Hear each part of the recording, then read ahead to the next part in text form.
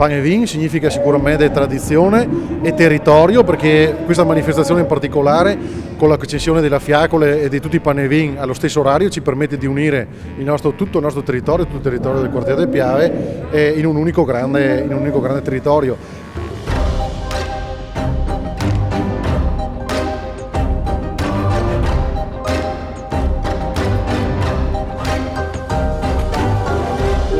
La presenza doverosa, perché questa è una tradizione millenaria della nostra terra, una tradizione che va portata avanti.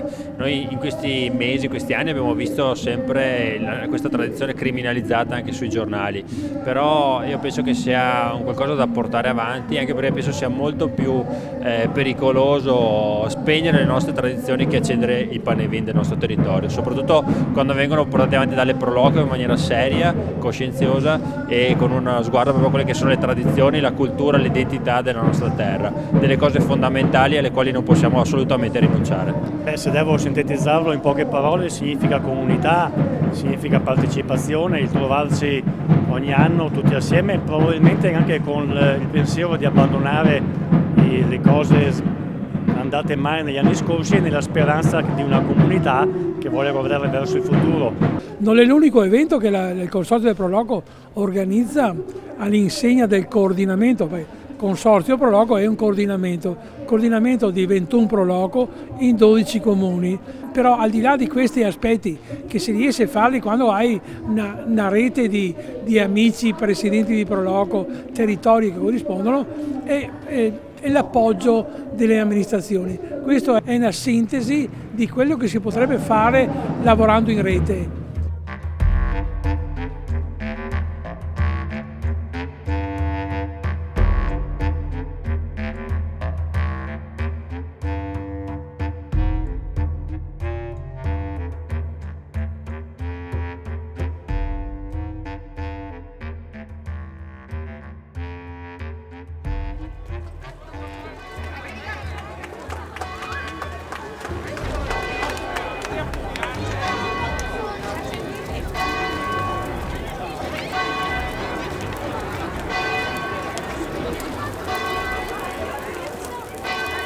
L'accensione dei fuochi fa comunità e mantenere le comunità unite è la cosa più importante, e questa manifestazione penso che abbia tutti i ritmi giusti per metterla in evidenza, insomma.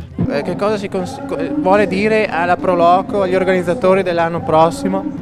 Che sarà una bellissima esperienza e che anche loro avranno delle belle soddisfazioni, e questo paese che farà la partenza è Mosnigo.